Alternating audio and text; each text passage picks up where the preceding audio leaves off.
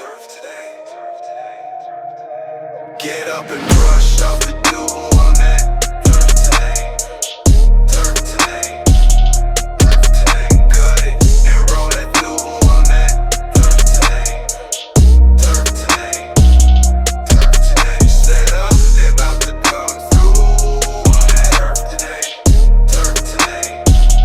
Turf today. Get up. Turf today. Get up. Turf today. Let's get out the way. Here comes first play. Let's maintain that turf today. Ladies and gentlemen, welcome back.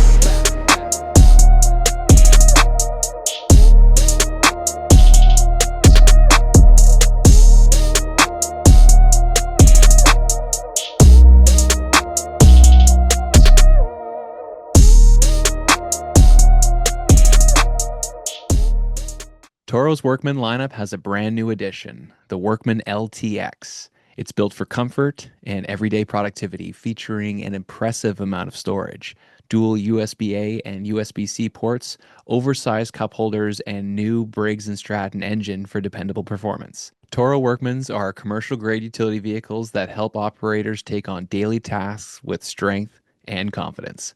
Learn more about the newest member of the lineup at toro.com/utility vehicles. Toro, count on it. What's up, everybody? Welcome back to another awesome episode of Turf Today, presented by Toro and recorded on the Superintendent Network. My name is Adam Kershane, pumped for this one. We got one of our boys on the show this week, always joined by Brian Laurent, my co-host, can't forget him. But we have Brian Chalifoux, who is the golf course superintendent at the Fort Wayne Country Club, and we've had some fun with Brian on and off the course before. We can't wait to get into things with him. But before we do, like always, let's check in with Mr. Laurent down in Ohio. Oh my God.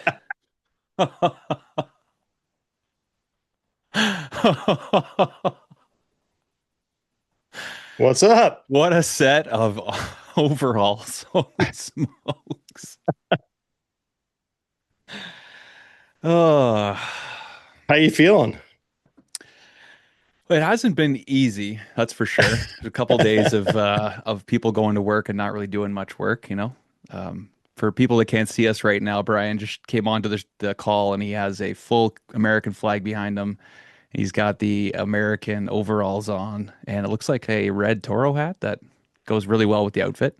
We'll go with that. Briggs Ranch, close Briggs enough. Ranch, okay, there you go. Yeah, A got little bit of a bigger the bull head. overalls.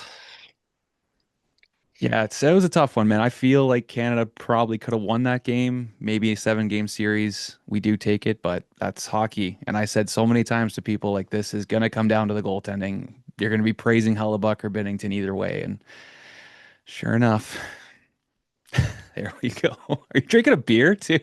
No, I wish. Diet Coke. It was a Coors Light. I was like, this guy. No. Oh, man. I should have had a PBR or something ready to roll. Yeah, exactly. Oh, that was fun. And this episode's coming out, a couple weeks after we record this. But yeah, we're fresh off the gold medal game. Congrats to the Americans. Very well deserved. I think it's great for the game of hockey. A lot of those guys that played on that team don't remember the when they won it in the 80s. So it's Yeah, I was gonna say most of them weren't alive. Most of them weren't alive. Yeah, exactly. Yeah. Exactly. Yeah. Good point. Probably all of those players. Yeah, no, I was gonna say that was the year I was born. So like those guys could be my kids. So yeah, they just remember the stories and obviously the movie, the Miracle on Ice movie, so good. Oh yeah. But yeah, no, it was a good one. Jack Hughes, the winner with the broken tooth. That picture of him, he's got the gold medal in his mouth with the broken tooth and the blood and everything. It's incredible. Just iconic. Yeah, one of the greatest sports photos ever. So Yeah. it was good. I felt so bad for Connor McDavid though. Like he loses his Stanley Cup 2 years in a row, and then he's got to stand there and get a stuffed animal and a silver medal. Yeah. Tough one. Yeah. No, like you said, though, so good for the game of hockey, right? For the sport.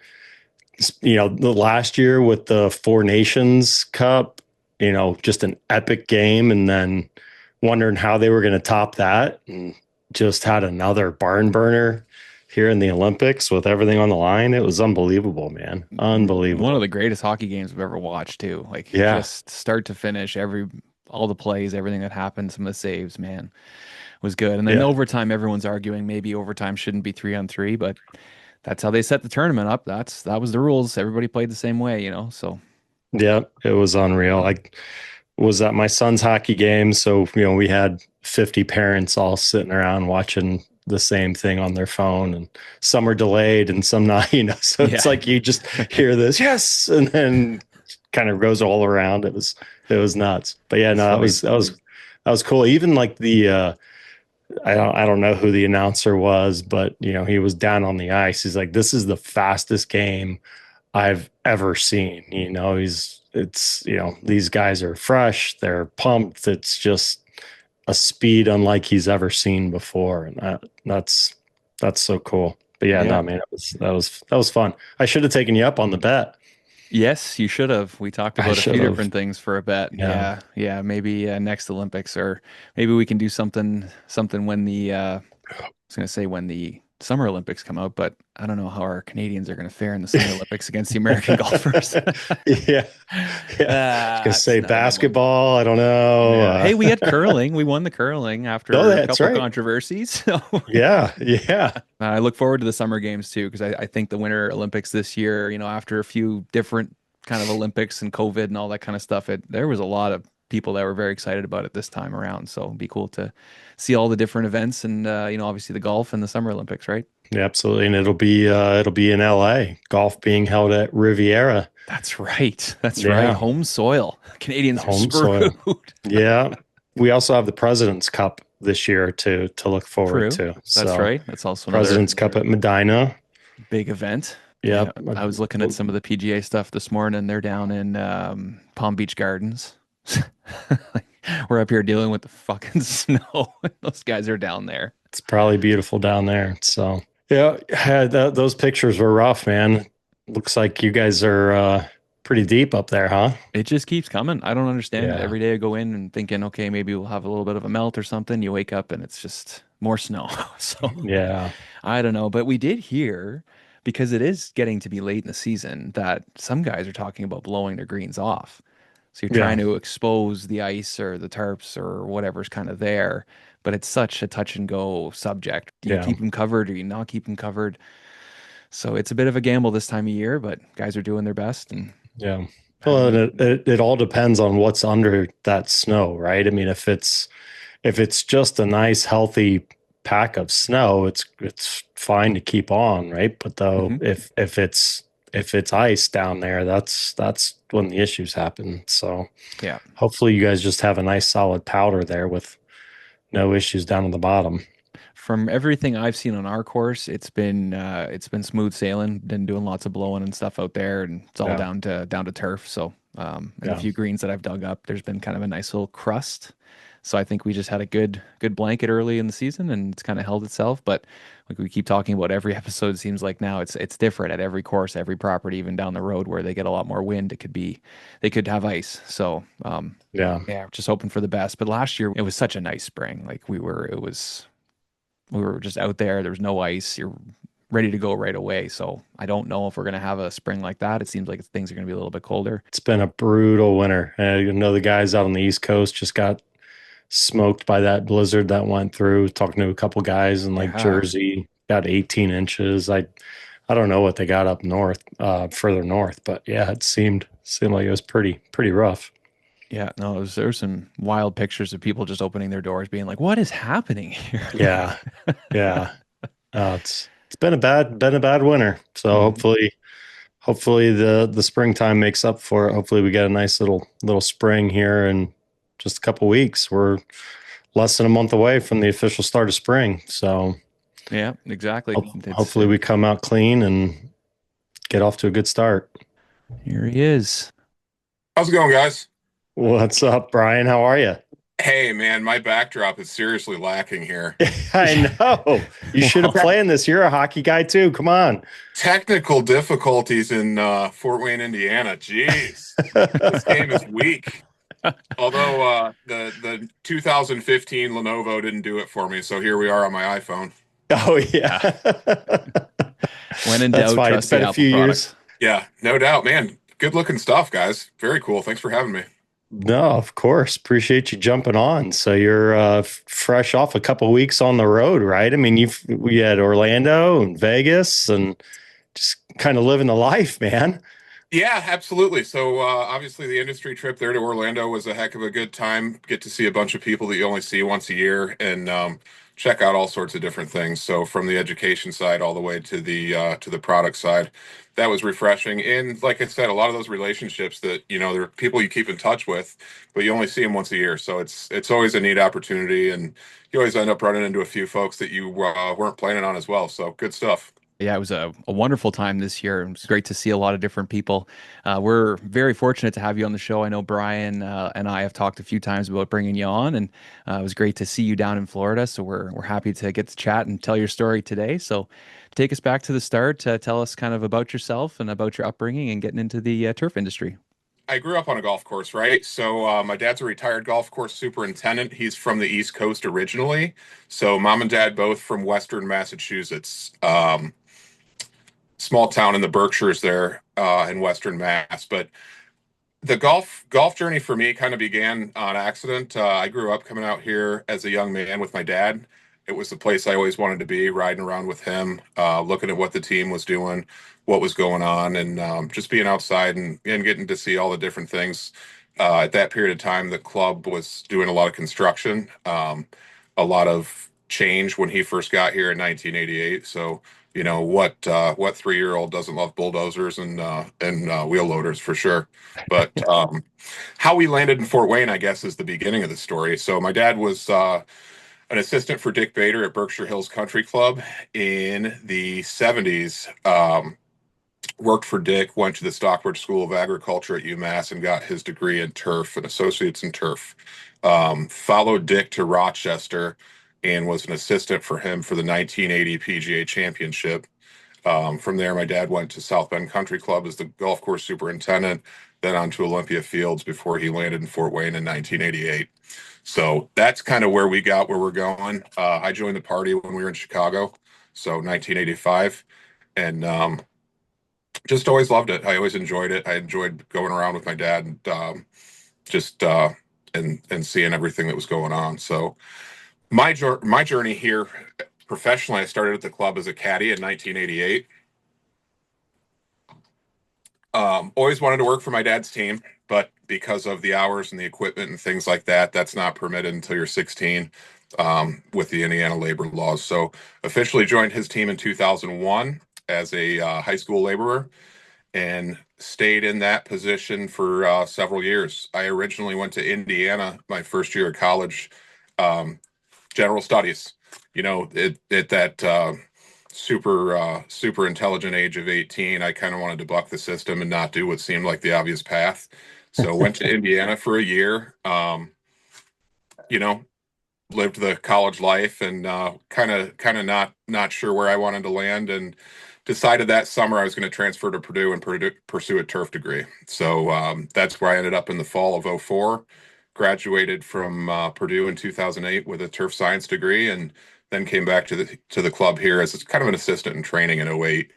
Was in that role for 1 year, then a second assistant 9 and 10, senior assistant from 11 to 18, and then had the opportunity to interview with the board of directors in 2018 for the golf course superintendent position. So my goal was always to stick around and hope I got the shot to get in front of people, right?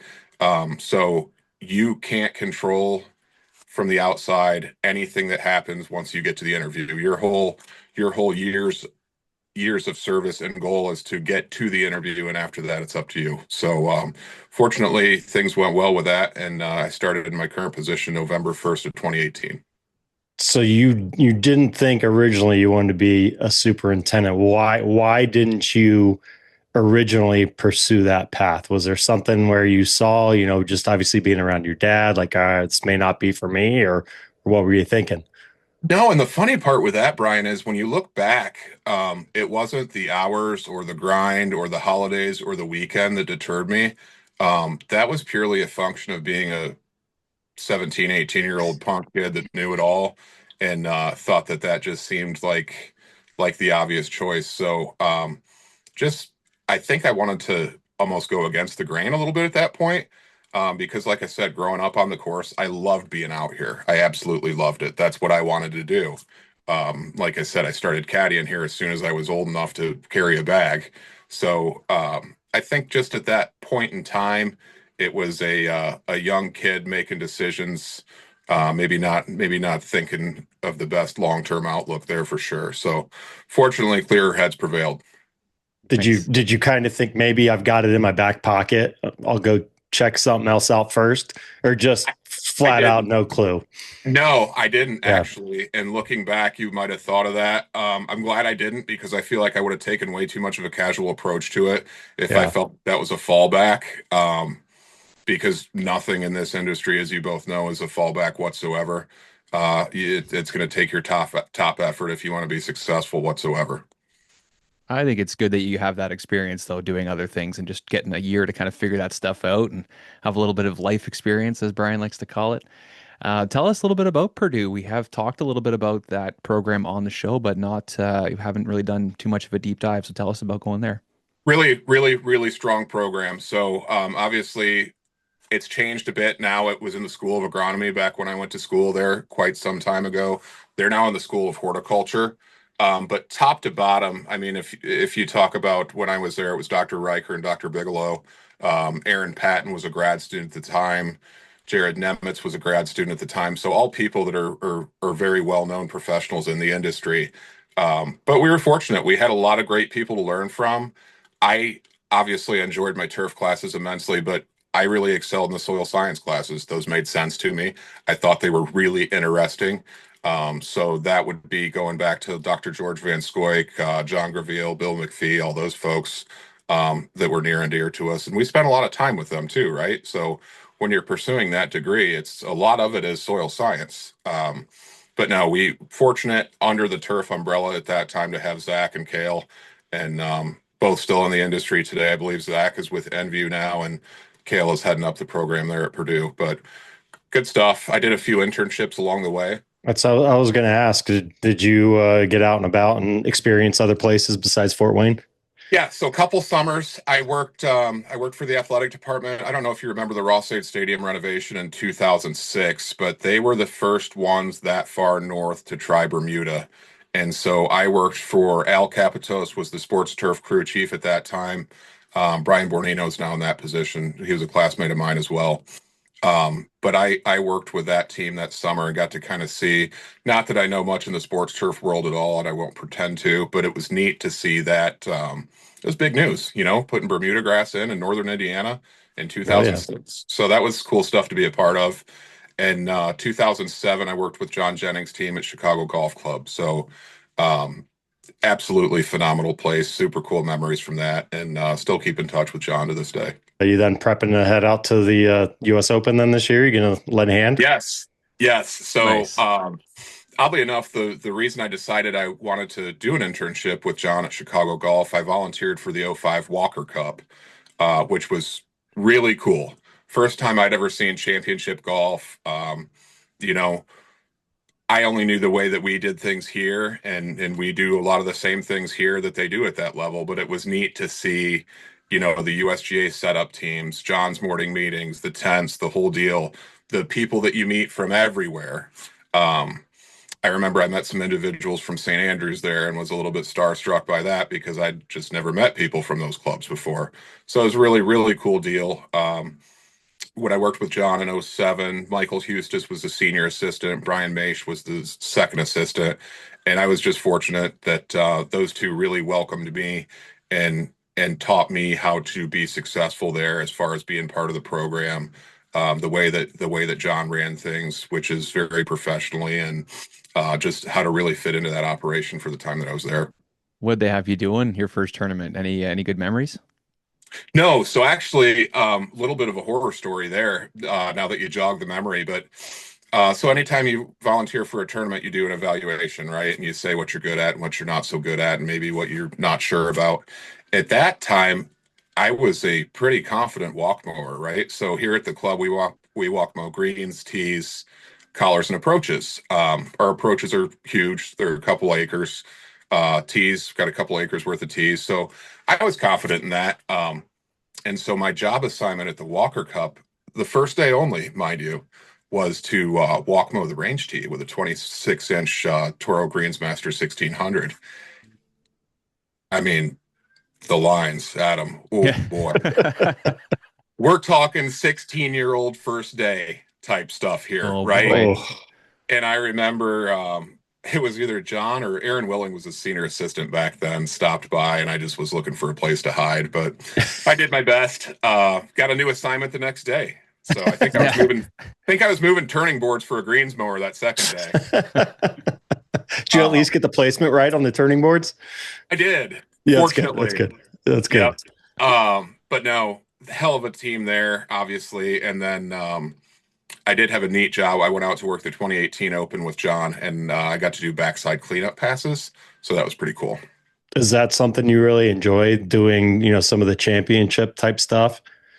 I think it's neat, and I'm fortunate that my dad kind of encouraged those opportunities when I worked for him. Not only, at that time you're looking for resume stuff too, right? So it's a volunteerism thing, but it's also helping you build your brand by things that you've seen that are a lot bigger than you.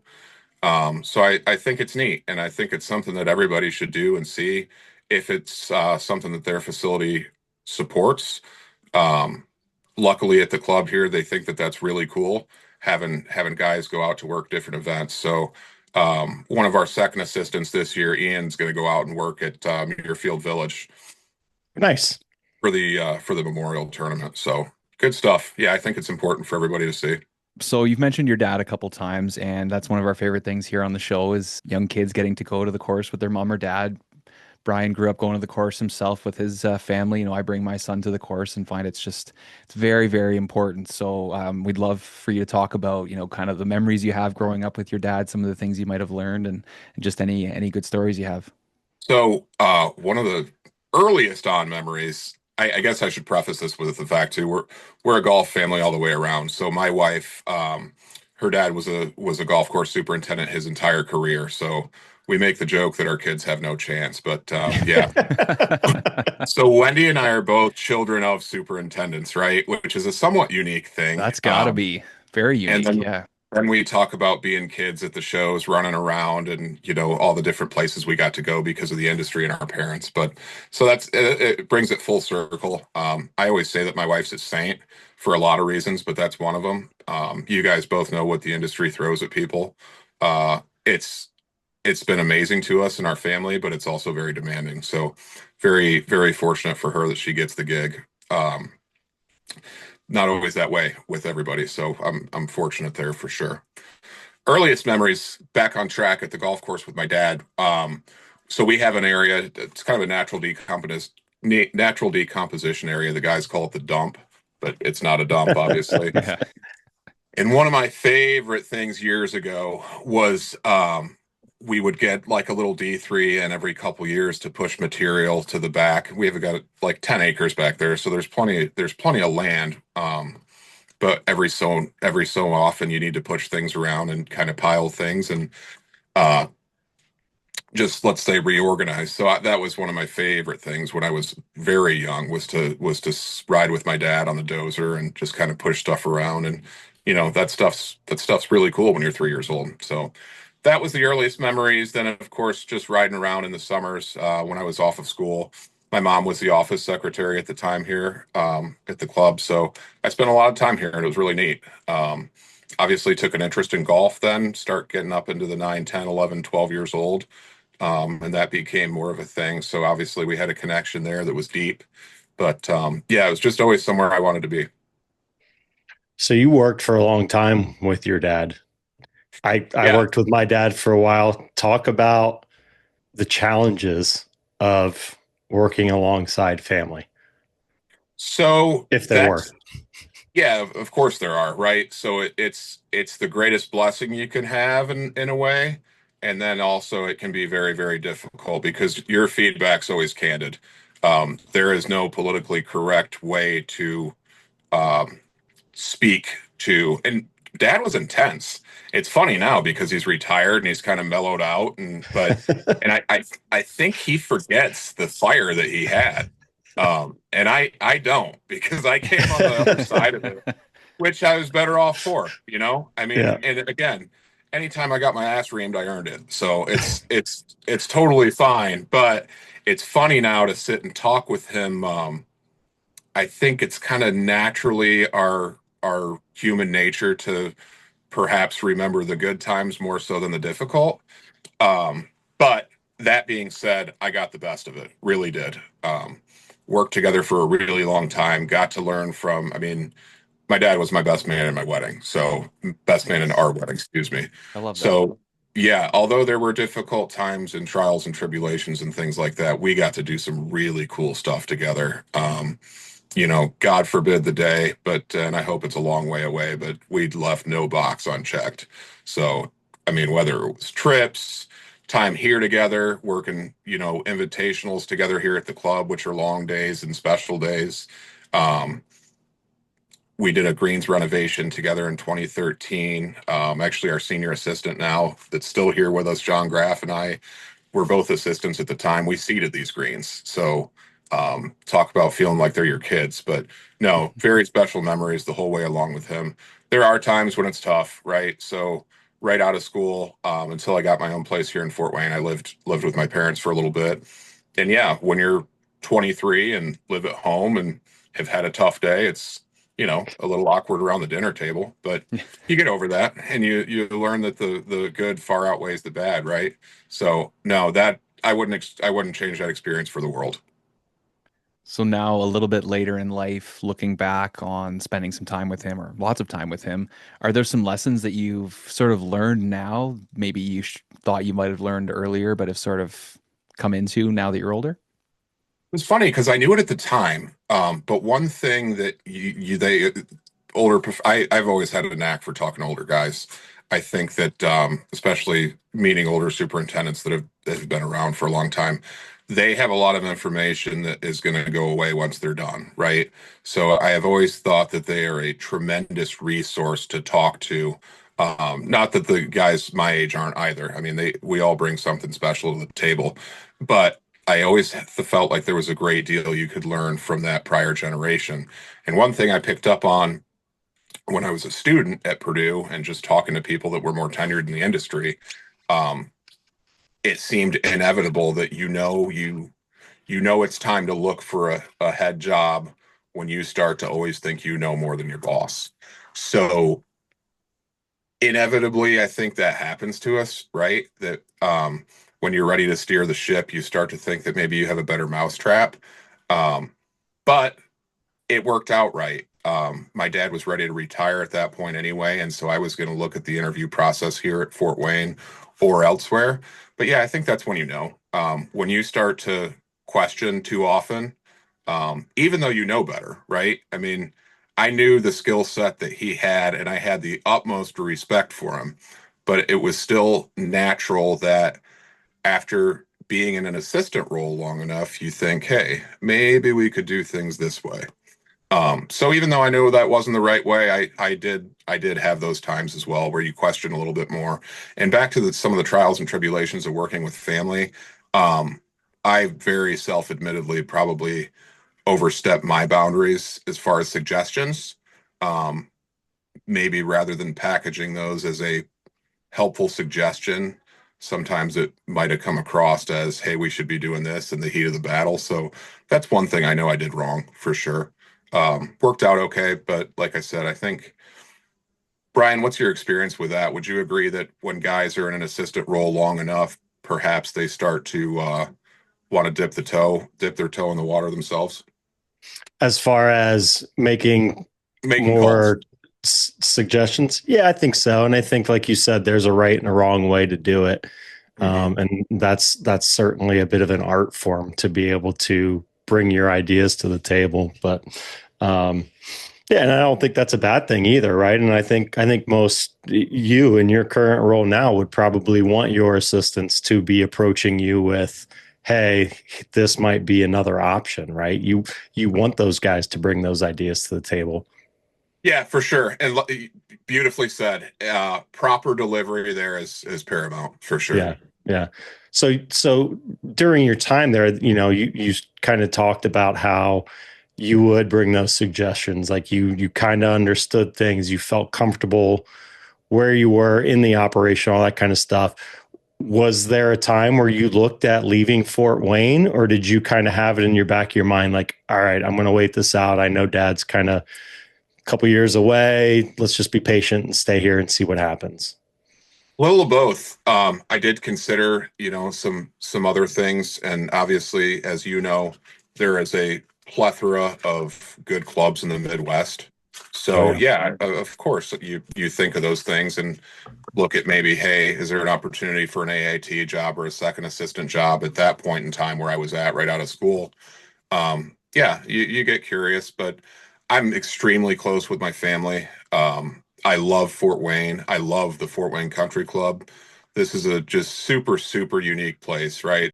1908 design, William Langford, and just a gorgeous, gorgeous old property. So one of the things I always say is, and new projects are great too, but no matter what sort of resources you have, you can't build age, right? You Yeah. cannot just throw up a 108-year-old golf course. So I think it's because partially because I grew up here, partially because of the investment my family has in the club, but the place has always been near and dear to my heart, super special to me. So I think that kept me around along with my family being here.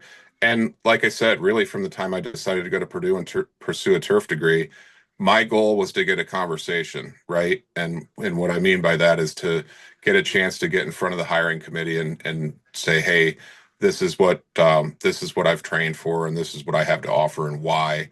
And it would be an absolute honor to be your next golf course superintendent here at the club. So you're saying kind of along those lines, like even if earlier in your career you would have gone on and taken another role, you eventually would have wanted to ultimately come back to Fort Wayne, right? And take over and continue that Chalifoux legacy at Fort Wayne. 100%. Yeah. Yes. Because as Yeah. you know, Brian, um, this is a special place, and there's a Yeah. lot of special places, but those things don't exactly pop open all the time. Yeah. So you kind of have to plan for your opportunity and hope that you can capitalize when you get it. Yeah. And I think one of my favorite things about Fort Wayne is, obviously it's a golf club. It's, golf is popular at all golf courses, but there it's really important. They love their golf, and they include you in that, right? I mean, you guys used to play pretty much every Friday with members, didn't you? Yes. So actually, that's one thing. Technically, we're a country club. So at Fort Wayne Yeah. Country Club, golf is very important here, but they've really focused and done a good job in the last probably 10 years of making it a full family model. So they have everything now. They have the resort style pool. They have a golf academy. The tennis facilities are updated. So yeah, they really did a nice job of making it appealing, not just to dad, but to the entire family. And I think that's why they've done so well with membership. Um, yeah, the club is full, which is a great place to Yeah. be for sure. Yeah. But I'd be remiss if I didn't mention too. I talked about the age of the property and the layout and how special that is. But the people here have always been awesome to us. They've been great to my family for my entire life. So how could you not want to work for that, right? When those Yeah. are the people that you're reporting to and sitting on committees with, and they treat you as a absolute professional. It's pretty neat. So Yeah. that's part of what makes the club special as well. Yeah. Well, that's part of the Midwest culture too, right? I mean, that's like the Indiana culture, the friendliness, the welcoming environment. But again, along the lines, of them embracing you, like I kind of asked, but golf is a big part of you and what you do on at the club there too. I mean, you make it a regular habit to go and play the golf course, and is that something that you find helpful in your management of the property? I do. Sorry, I got a little sidetracked there. No, you're good. You're So good. I always again taking my dad's lead. It was his practice to play with a group of members every Friday afternoon. That is invaluable. It is so important for so many reasons. Matter of fact, the membership now currently encourages me to do the same thing. I don't play as much golf as my dad did, and I don't play as much as I would like to, but it really needs to be a priority. And I don't say that in the sense of, a martyr being forced to play. Let's be real. Golf is fun, and I love it too. Something about two little blonde boys and my beautiful bride makes it a little harder than it used to be. Yeah. But one of the goals that I have for myself this year is to really get back into that Friday afternoon routine. At least try and hit 3 out of 4 Fridays per month. Our team works a short day on Friday because it's one of the busiest days for member play of the week. So the guys and girls will generally wrap up for the day about noon. And yeah, 1 o'clock on a Friday afternoon, yourself and 3 members. I mean, how can that be better? Not only is it enjoyable, we look at the course through the lens of an agronomist every day, right? All day, every day. That's what you do.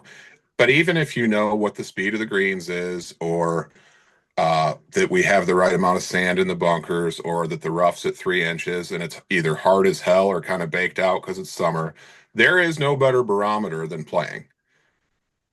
That is important. Um, I can't imagine being able to have as much of a handle on things if I didn't. Now, that being said, I think I only played here 5 times last year. But even then, you just see things differently. Again, like I said, the lens through the agronomy lens, yeah, you might have 15 things on your list. You could have a totally different 15 from the side of the player, from the standpoint of the player. So I think that's important. It's important, and it really helps the connection with the members. A lot of times you can provide them with information they would have never had any idea, and different things come up when you're in that setting. It's much different than a boardroom or a grounds committee meeting.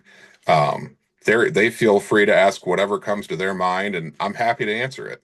Sometimes they have the right information, sometimes they have the wrong information, but it's a really good way to give them a mainstream to the proper information.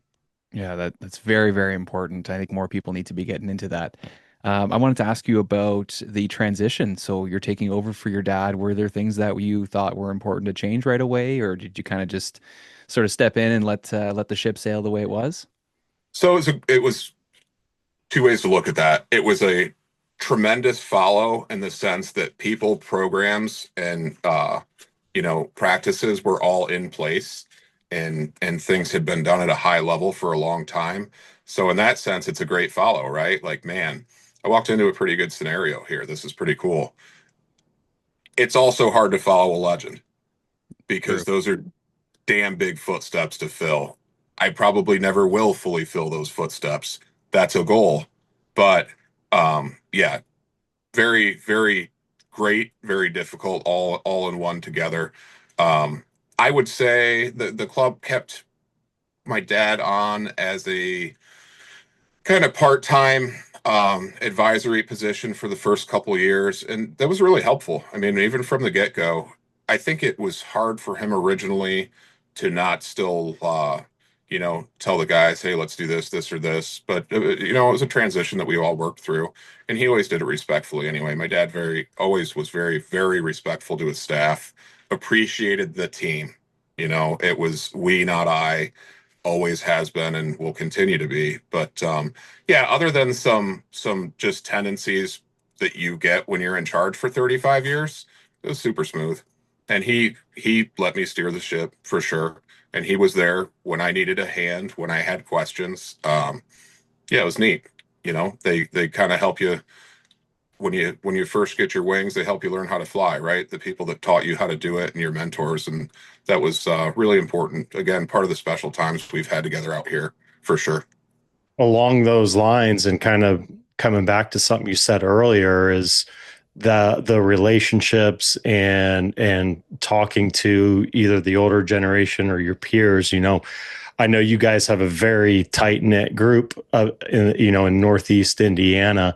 Talk about the importance of maintaining those relationships with your peers, and just the ability to talk to guys in the surrounding area about what's going on, or Priceless. just to hang out with. Absolutely priceless. So from the professional standpoint, I'm gonna pick on you here for a minute, but talking to your dad about his time at Saucon and some of the stuff that he saw and things they did and championships hosted, and that is it's incredible information, and it is a absolute resource for all of us. Talking to the guys again that have done this for a really long time at a really high level, they have seen everything, and there's nothing they haven't done. We ran into a unique disease here at the club last year, which I honestly had never seen before, other than textbook pictures in Dr. Lattin's class, and it was bent grass dead spot. So these bent grass greens were 12 years old at the time. Um, it made absolutely no sense. So take the samples, send them off to the labs. We always use 2 or 3 different independent labs, overnight them, and here it comes back as that. But I mean, even then, and luckily we caught things early on. The members didn't even know we had it. We caught it in its infancy, and it kind of looked like ball marks, actually, old ball marks. um, but the first thing I do in that moment is reach out to 2 or 3 industry friends that I trust immensely, and they were there that day.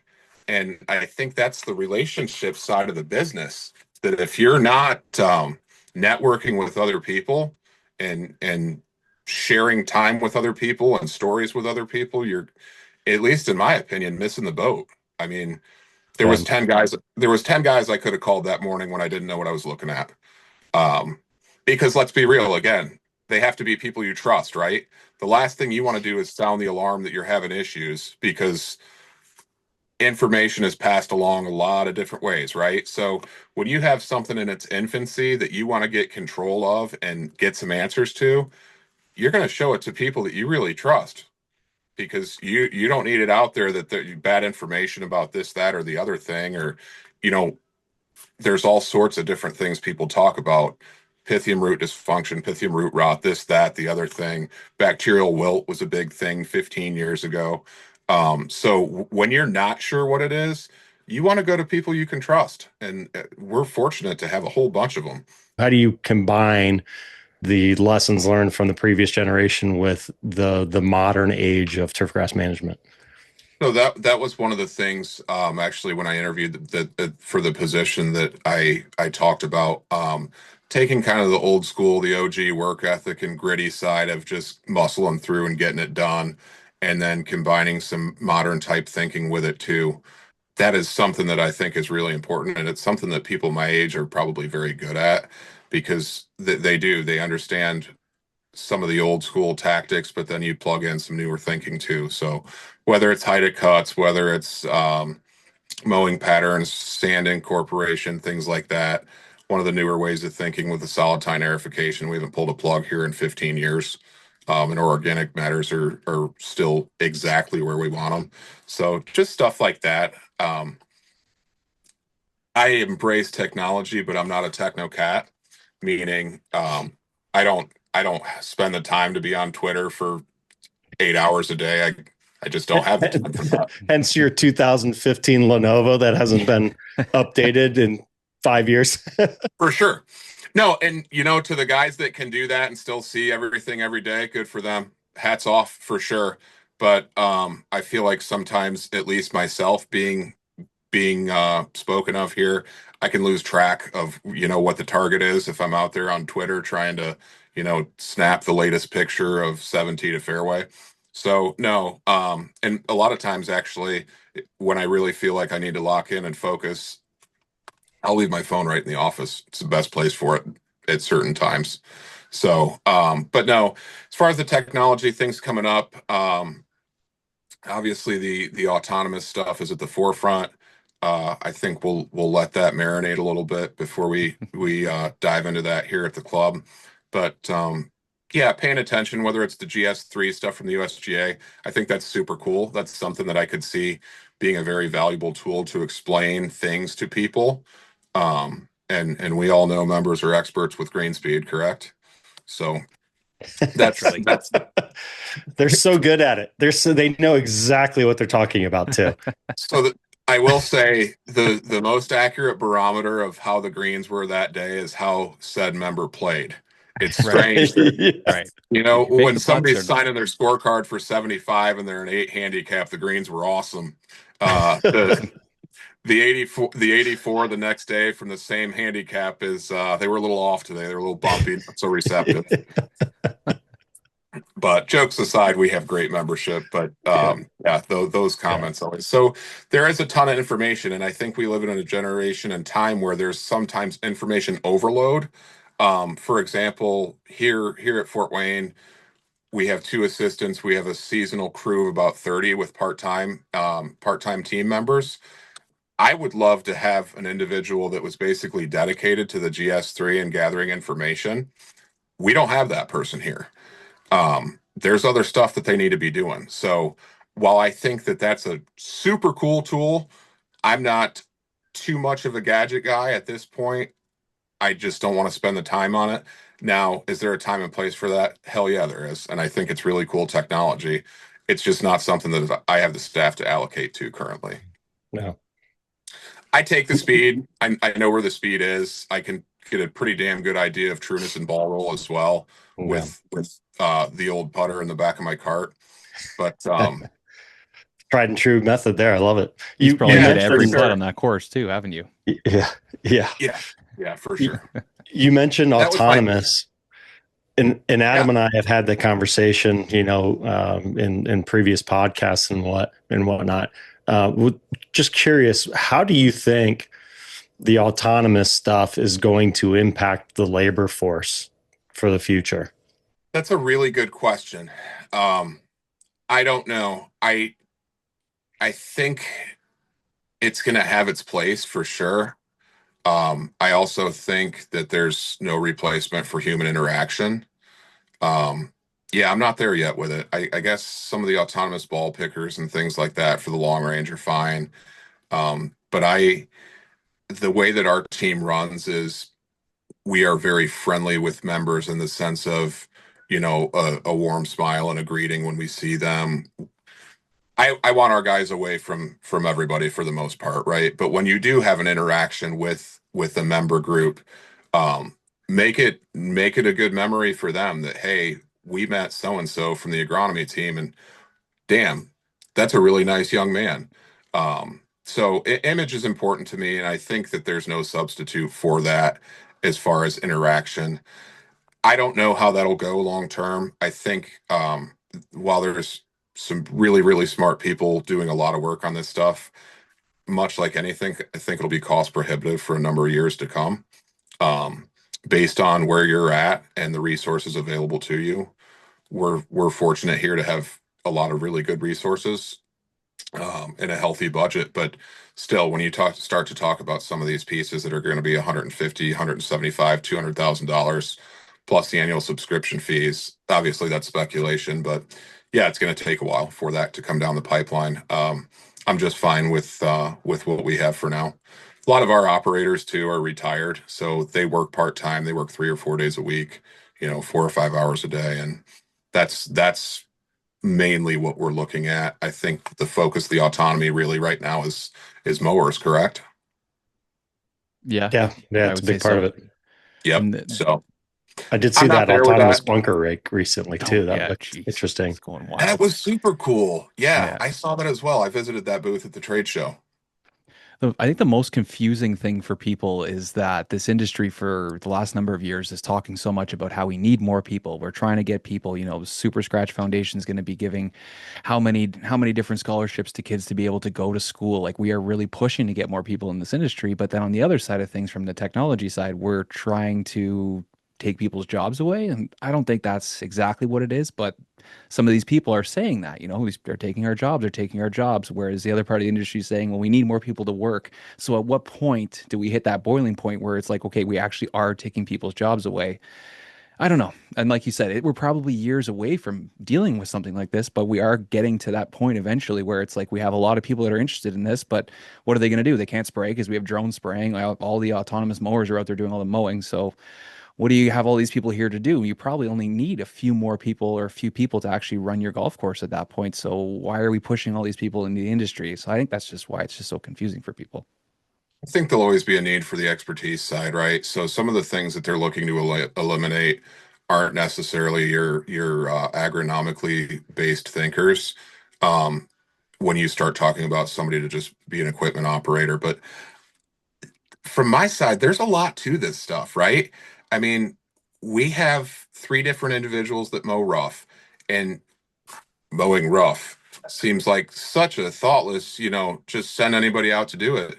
No, there are 100 things to do all the time. First of all, you're running a $125,000 piece of equipment that you damn well better be taken care of, right? But knowing where to be, when to be there, how to do it, the right patterns at the right times, staying away from play, staying in front of play, uh, paying attention to how the machine's running. There are a zillion different variables that are very difficult for a very competent human to factor in. I just don't. I'm not there yet. I think there's too many factors. I love the fact that we always preach to the guys as they make their way around the golf course. Uh, you see something, say something. If you see something, pick it up.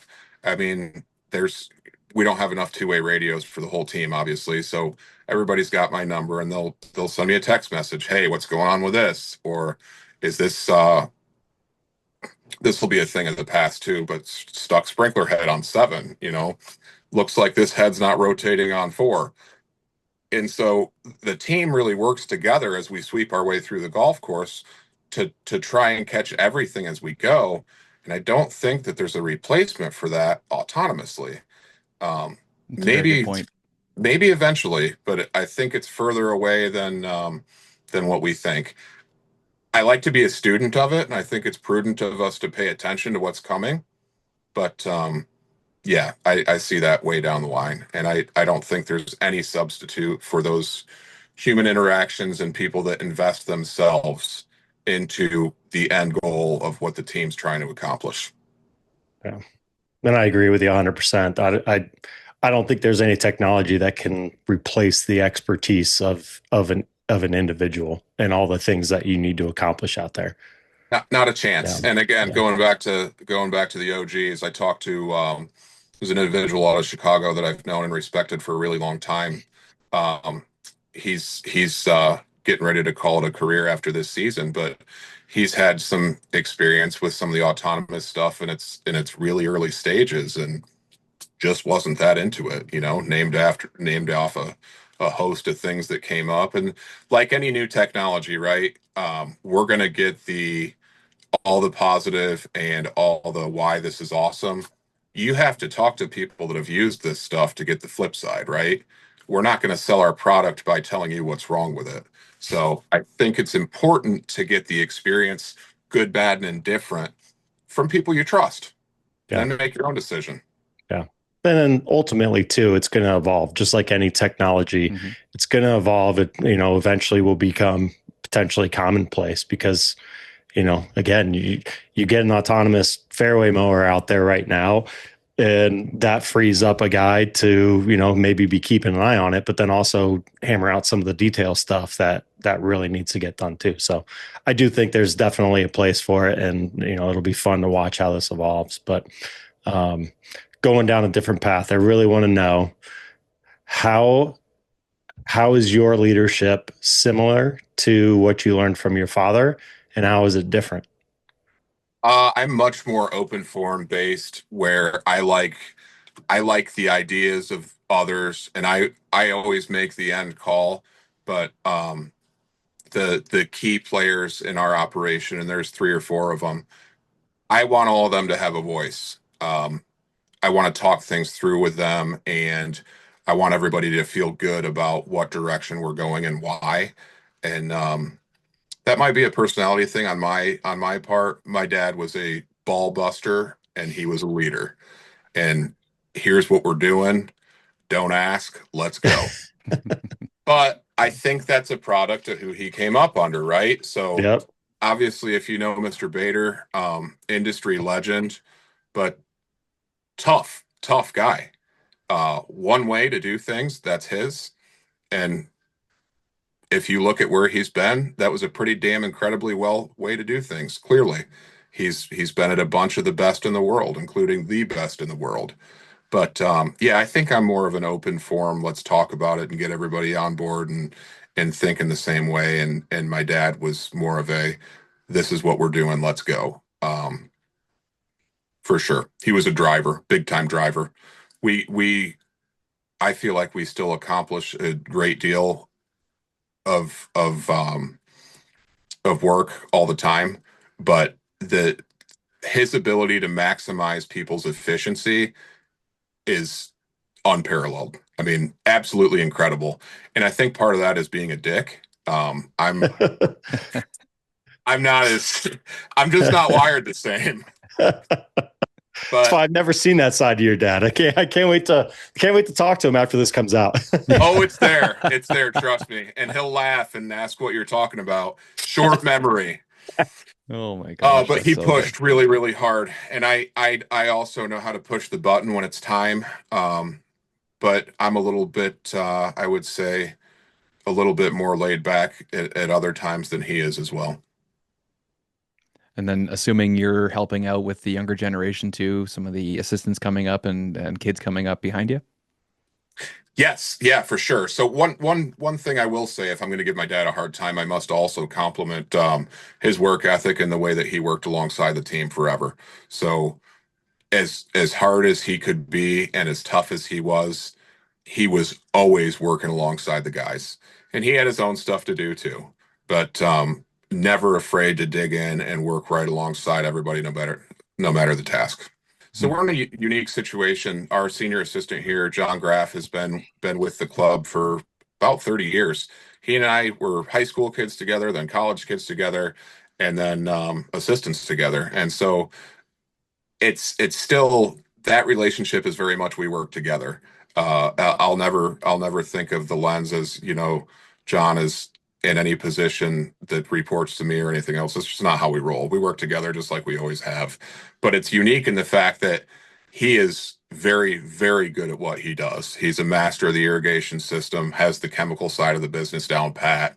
So John and I just work hand in hand. There is no teaching him. I mean, we still go to shows together. We still learn things together. We still, are always looking to evolve and do it better.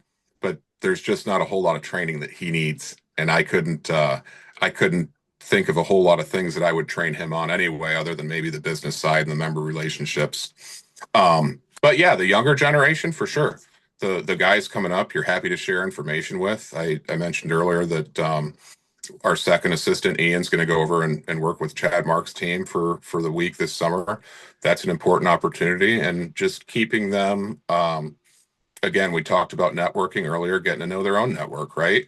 So not only do I have the good fortune to know a bunch of guys around here and talk to a bunch of my dad's former assistants that are now in prominent positions around the state and the Midwest.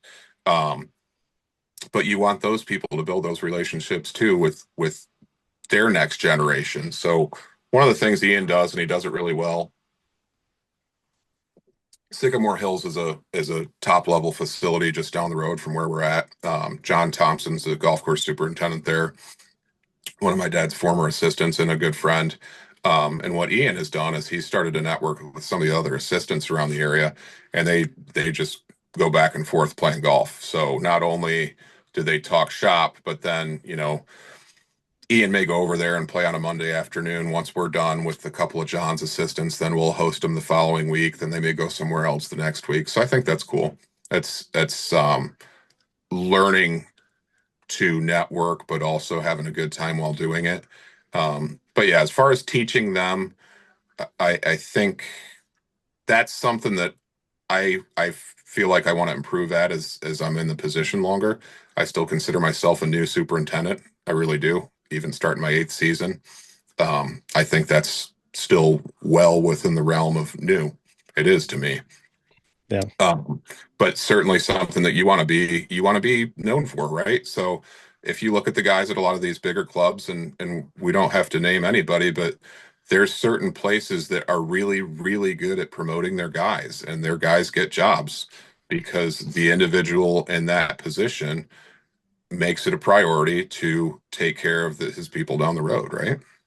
Absolutely. That I think guys take pride in that more than anything else, is just For sure, mentoring and moving people along.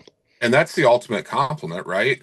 If you look at some of the individuals at the top 25 or top 50 facilities, that kids in school know that, hey, I want to go work for so and so because I know that that's a hell of a name on the resume, and they're going to teach me really well. And then when it's time, they'll help me get a position. So it's important. It's very important. You mentioned Sycamore, and there's, plenty of others.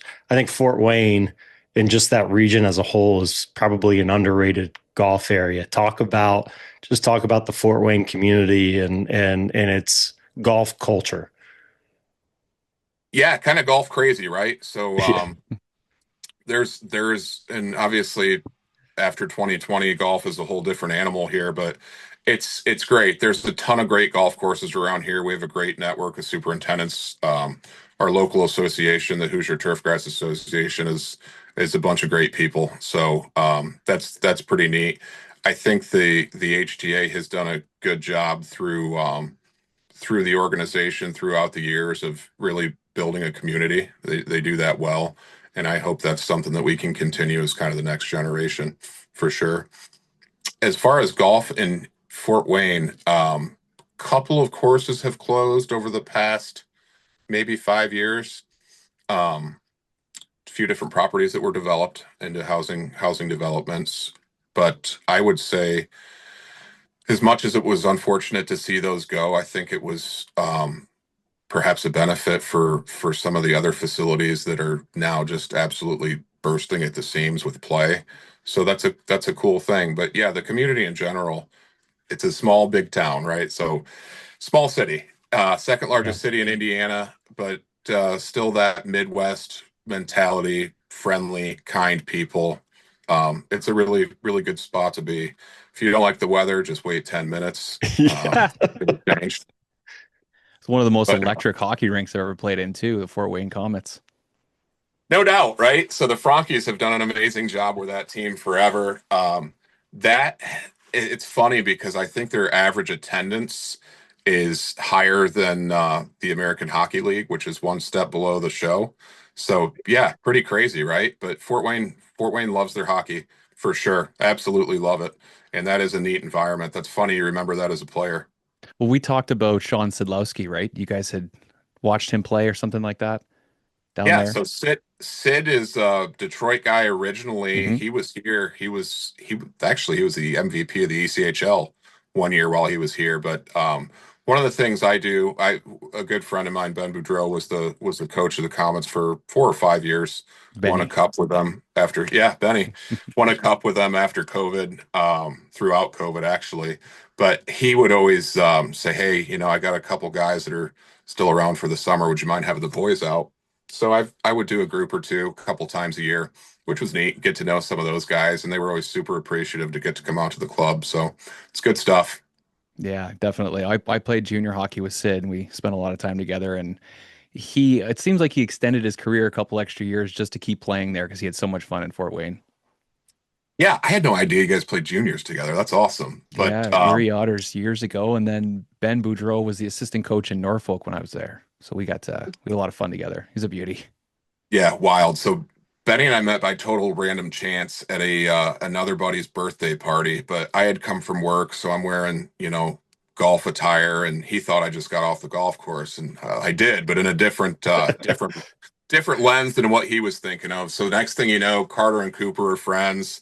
Then they're in hockey 1-2, hockey 3-4 together. So that was just a really really funny way to meet somebody that ended up becoming a pretty good friend. So we still keep in touch. He's up in St. Catharines doing his thing now, but for sure, good friend for sure. Right That's on. awesome. Well, we're getting close to time here. We don't want to hold you too long, but we always like to close these episodes out by just kind of giving you the floor here, Brian. If there's anything you want to talk about. We covered some pretty good ground there. I guess the one thing I would say, mentoring, being mentored, things like that we touched on that we didn't talk a whole lot about. I was very fortunate to be part of a huge renovation here in 2013. Um, we did a rough renovation, redid some tees, redid all 18 greens, well, 19 greens in the practice area, but that whole thing, getting to see the renovation as an assistant, was incredible. And we went with pure distinction. We were one of the first clubs anywhere to do that. I think Aaron McMaster up at Orchard Lake was the first the year before. Then us and Inverness went literally the same week, but pretty cool experience that I didn't touch on a whole lot.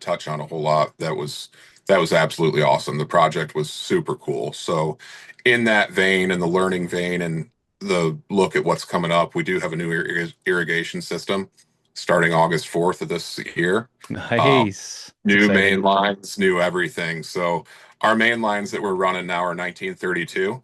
So they've got some miles on them, but old cast iron, ductile. Oh, Yeah. boy. Yeah, it's a treat. But no, the next one's signed, sealed, and delivered, and excited to have the folks from Leibold coming in to do that this coming August. But good stuff for sure. We'll have to circle back and do another one of these next year to talk about the experience there. 100%. Absolutely. It'll be fun. Well, Brian, thank you so much for your time today. We really appreciate you setting aside an hour to chat with us, tell us your story. I think people are really going to get a kick out of this one and learn some stuff. And I thought you did a great job. Thank you so much for having me. I'll work on the backdrop for next year. But Get that one ceiling tile that looks like it's drooping a little bit. I don't know if it's holding something up there, but I've been must just keeping be an the eye on angle, it. right? Yeah. No, I'll I'm just messing work- with you, man. I'll work The biggest on a thing is proper your setup. audio, right? You said a lot of great things and had a lot of great messages and stories and stuff. So it's going to be a good episode. Yeah, Cool. I look absolutely. forward to it. Thank you guys Yeah. so much for having me. One thing we'll touch on briefly, Adam, I don't know how much you know or don't know, but the practice rounds before the GCSA golf tournament, our group is ever expanding. I think we're up to 4 father-son combos, including one of our hosts here, Brian, and his dad, Terry. So, Adam, I think you probably should tee it up with us next year. Some point, Absolutely. yeah, that'd be a lot of fun if you guys got room for me. Yeah, live podcast from the 19th hole. It'd be fun. That'd be Could fun. be dangerous, Brian. Could That could be yeah. very Should do it dangerous. from the first hole before we do. It'd be all good, right? I love it. I love it. Well, yeah, thanks for putting that together again, Brian. That was so much fun. Really No. enjoyed that time. And again, we talk about the business and how it's been so good for so many of us, but it's the people that Yeah, is what Absolutely. it goes back to. This is a bunch of really good guys and gals. So everything I got to do with my dad, I make sure my kids do with me now. So the 8-year-old and the 3-year-old, they're 2 crazy little blonde boys. Luckily, they look like their mom. That'll go well for them. But Nice. all the experiences that I got to have with them, they now do with me, and it really is just special stuff for sure. Yeah. There's nothing better, man. If you Just can pull the changes 8-year-old everything. out of the hockey rink. Speaking of that, Adam, he's on the ice 5 or 6 nights a week. That's awesome. That's so crazy. And you know what was funny? We talked about getting that picture signed by Brady. Me and my Yeah. son went to a meet the team event last weekend, and he only wanted to meet Brady, and Brady was at the Olympics. So I was texting Brian, I'm like, who has an event to meet the players and all the best players aren't there? Like, Yeah, for sure. Side note, you still stinging from that Sunday morning loss? yeah, definitely. And I've been having to look at this American flag the whole podcast. So it's been That's why I got all dolled up, man. I had my overalls. These were getting Brian, a do you little wanna- uncomfortable. Brian, do you want to go halvesies and send him an authentic Hellebuck jersey? Yeah, 100%. Yeah, if they even make them. I heard 100%. Nike didn't make any gear because they heard Canada was going to win, or they thought Canada was going to win, so they didn't make Yeah, any I know. stuff. I Like, read what that is too. that? How bad is that? So now Mad the funny rush. thing is, these guys have been on the celebration tour, and they all have to go back and play for Canadian clubs, right? Yeah. So yeah. Brady's got to go back to Ottawa. Connor Hellebuck's going back to Winnipeg. Yeah, the irony of it all. Yeah. It's a tough one. I know they were saying McDavid goes from playing with Celebrini and McKinnon back to dealing with everything he's got going on in Edmonton. Like, it's a tough one. Well, as Matthew said, always the bridesmaid, never the bride. Yeah. He will be. He's the best player in the world. Things will Oh, come his way. He stood Oh, out yeah. even in this best on best. He was still the best player, like by far. So By a lot. And Well- I'll defer to you because you're the pro here. Is there any other person in the league that skates faster with the puck than without? no, he's so dangerous. Like, he is so dangerous. I'd be freaking out if he was on the ice. Wild. Mhm. Absolutely wild. He's a treat to watch. Oh, 100%. 100%. That's awesome. Awesome. Good. Well, thank you guys. I won't delay any further, but I'll make sure I send you some info and maybe work on that drooping ceiling tile. I don't know. The artificial wood paneling in the background is pretty kick-ass, though. It's nice. Hell It's yeah. nice. It pops. Feels Yeah. homey. Feels homey. Yeah. This time of year, especially, yeah, it adds some warmth to things, right? I still 8 years in, I can't change the office yet. It's still my dad's office. Yeah, Yeah. yeah. We'll do some renovations. Yeah. I love it. Good winter project for next year. Yep, you got it. Sweet. All right, buddy. Well, thanks again. Appreciate your time. And I'll make a point to get over there sometime this summer. Hey, sounds good. Bring Adam with you. It's not a far flight. That'd be Love it. fun. That'd be fun. All Love right, it. see you guys. Take care, Thanks. Brian. All Thank you. right. See you, Brian. Take care, Bye. man. What a treat. Another good episode. Yeah, such a great guy, and a little nervous to start to show off, but I thought he turned it around, did a great job. He had a lot of great things Oh, to yeah. say. I thought that was a fantastic interview. Had a lot of great insight, great stories from growing up around the industry. And, he and I obviously have some very similar paths, and just the connections and relationships that, we've been able to develop over the years coming up, just riding the coattails of your father, and just, how they all kind of play into your career as you kind of fall into your own. It's just, there's nothing better. And, he's great friends with all the same people that his dad's been friends with for many, many years. And that whole Fort Wayne group, like they're so tight, and a lot of guys that have been at clubs for a very, very long time, which is kind of unusual in the industry. But, they've just done a really good job of supporting one another, and really cool to see. We definitely see some bouncing around in the industry, but I think it's very special when somebody spends a long time at a property like that. It's like an athlete getting drafted to a team and playing for that team for their whole career, most of their career. Like I find that's very special, and you end up being very connected and leaving a bit of a legacy. And I don't know, I love those stories. There Yeah. certainly could be a lot more that goes on, but he has that connection, and it seemed like it all worked out at the right time. And even the relationship he has with his assistants, like you go to work Yeah. every day and must just enjoy your life. It's great. Yeah. Yeah. No, he's got a really good culture there. And like you talked about, the membership's fantastic. And the fact that his members, and I've seen it firsthand, I've gone over there. It's been quite a while, but I've been over there and played with them, and been able to witness, firsthand, just the respect that the members have for, Brian's father, who is also Brian, the respect they have for that team, and that they encourage them to be a part of their community there at the club is it's just really, really neat to see. It's the Fort Wayne way. Fort Fun. I like to call Fort Wayne fun. That's Fort good. Fun. All sorts of stuff going on over there. Yeah. So I got a couple of things written down for you here. A few equipment managers have reached out recently asking for nominations. I guess the Edwin Budding Award nominations are out right now, so that's on the GCSAA website. You do have to be a member, because you have to be able to sign into the website. So you do have to be a member to be able to nominate somebody. But there have been a few equipment managers that have reached out and asked for our support, and we certainly support everybody that's going after it this year. I know Tyler Maget was a recent guest of ours, and he's putting his name in for kind of the first year. So good luck to Tyler and everybody else that's going after it this year. Yeah, absolutely.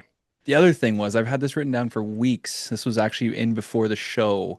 Somebody wrote us a question, wanted to know both of our answers for if you could go and work at a golf course in any state in the US, what would it be? And then in any other country other than the US, what would it be? So I guess they're not asking specific courses. It's just more or less where you'd want to work. Oh boy. And you Well, travel a lot, so that's a tough one for you. For you though, I mean, that's you does that question have to go to you with which one in Canada would you want to be, and then internationally, like what other No, country? I like the state one. Like All right. Canada's, All right. we have some great golf courses and stuff, but I think that, the real That's some golf beauty. courses are in the States, right? Like there's a lot of golf courses in the United States. Uh, I don't know. I can answer it both ways. I'm from Alberta and haven't spent a lot of time. There's, the Banff Springs and the resort and stuff out there. I think that'd be a Oh, yeah. beautiful place to live and to work. So Yeah. that would be my answer for that. The States, I mean, the easy answer is California, just for the weather. But my favorite state traveling through all the years, maybe just because I'm Canadian, was Colorado. I loved Colorado, yeah. just the vibe there. Go up the mountain, go skiing, and then come down and play some golf, and then go to the hockey game at night. Like that was kind of my vibe. So that might be my answer for in the States, which is kind of funny because Alberta and Yeah. Colorado follow the Rocky Mountains, right? So the same kind of area. Worldwide, I don't even know. Like, Yeah. it's such a tough one. I think it'd be cool to go visit a place like Australia and get to work on a golf course for a little while and just see kind of the differences and all the stuff that goes on. But I don't know. I think my answer would be the States. Yeah. I'm just going to Yeah. defer to that one and say the Yeah. US. Yeah. That's funny. We were literally just talking about some of the challenges in Colorado, like specifically in the Denver area. We were talking about a couple guys. We were literally talking about this yesterday.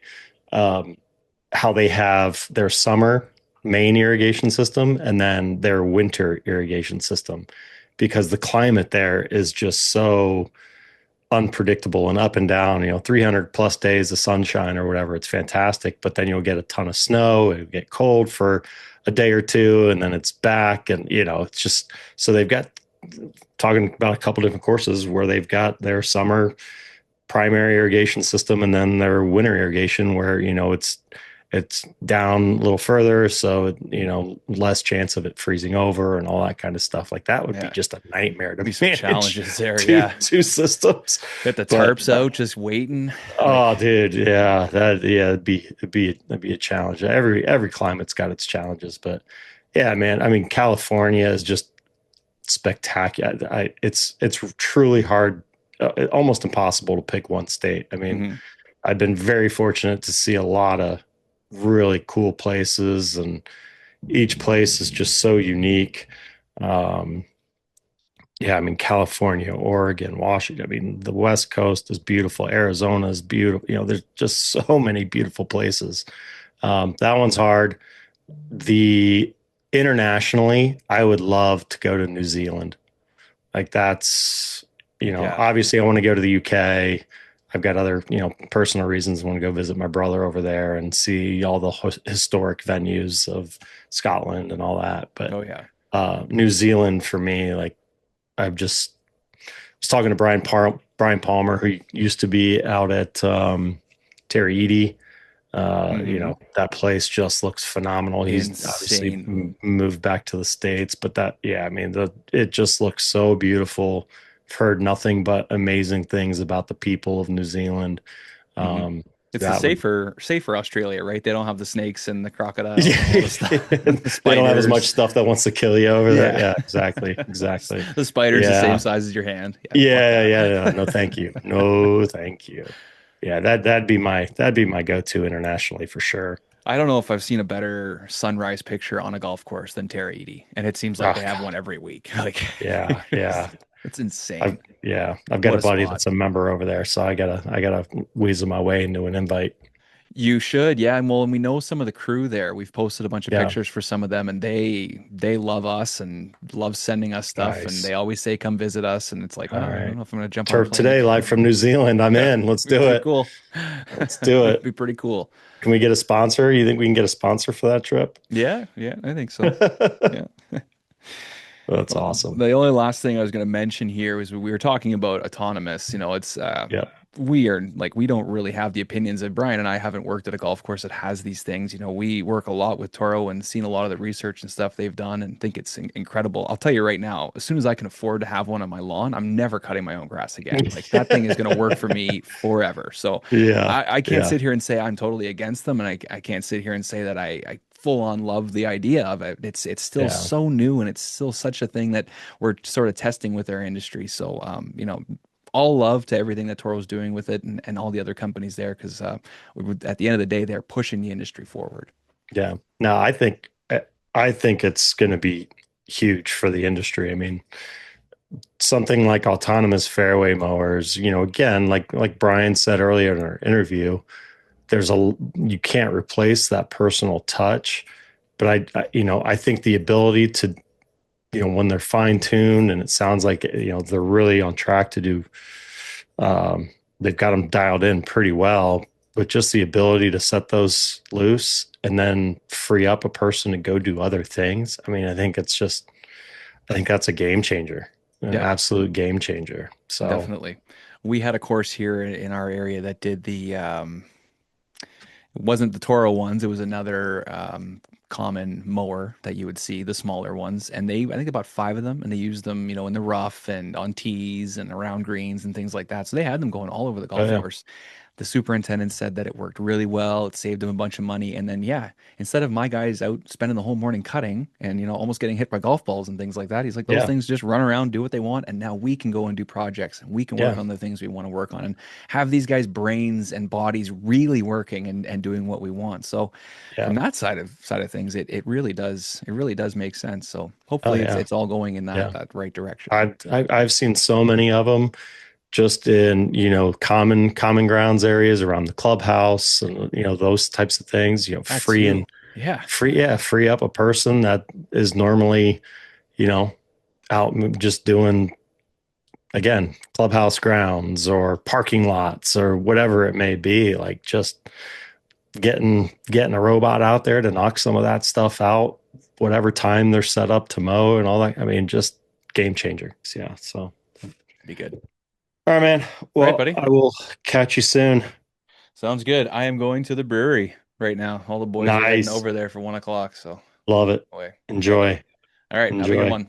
All right, dude. See ya. We are back with another Ask the Agronomist segment featuring PhD agronomist Tony Goldsby from the Andersons. Our question today comes in from Alex Cosell. How much water is necessary to accurately break down contact DG after application? Awesome. Well, thanks again for having me on the show this week, Adam, and thanks again for another great end user submitted question. And this is obviously a big one for us, and why we pride ourselves on our patented DG technology. It really is kind of the highlight or crux of why you would go with the dispersing granule technology. And when you think about kind of coated fertilizers, typically you're often trying to dissolve a coat or you're trying to kind of move that prill down into the soil where it can do its magic versus with contact DG, you're really activating that dispersion in some ways, right? And typically we would tell people, I think most of our labels are around 2/10 of an inch of irrigation is sufficient, or, a couple rotations, if you will, of a typical golf rotor head. But again, I mean, I think ideally, run a normal cycle if you have time, or a little bit of a half cycle, right, to get it down into the canopy, but it shouldn't take a lot. Water is cold, right? So anything that's, going to potentially, have warmer water, if you will, that you're applying is going to obviously break down a little bit quicker than if it's super cold water from the irrigation system. But all in all, right around, like I said, that 1/4 inch should easily move that down below the profile and get it working.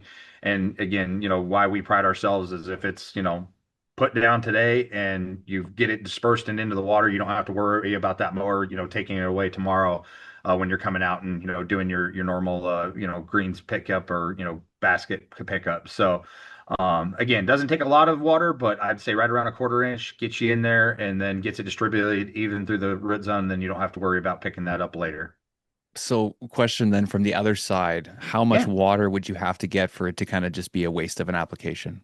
Yeah, that's a great question, Adam. I mean, I think again, ideally, we don't want to, especially the nitrogen piece, we don't really want to flush it through the soil profile if we can help it. I don't know that you would totally dissolve away, especially since a lot of these are high methylated urea products, right? It takes a little bit more than just water to actually break the microparticles down that are in part of the particles. So, I guess ultimately at the end of the day, you probably if really concern for pickup was your highest priority, I'd say you're probably better going a little over than under. With that said, and again, don't want to get crazy on either end, but Mm. if you want to run a little bit extra than you normally would on your cycle, like I said, just to make sure it's watered in, that actually should be fine. You shouldn't really necessarily have to worry about leaching or diluting any of your nutrients that you just put out. Awesome. Well, this wraps up another Ask the Agronomist segment featuring Dr. Tony Goldsby from the Andersons.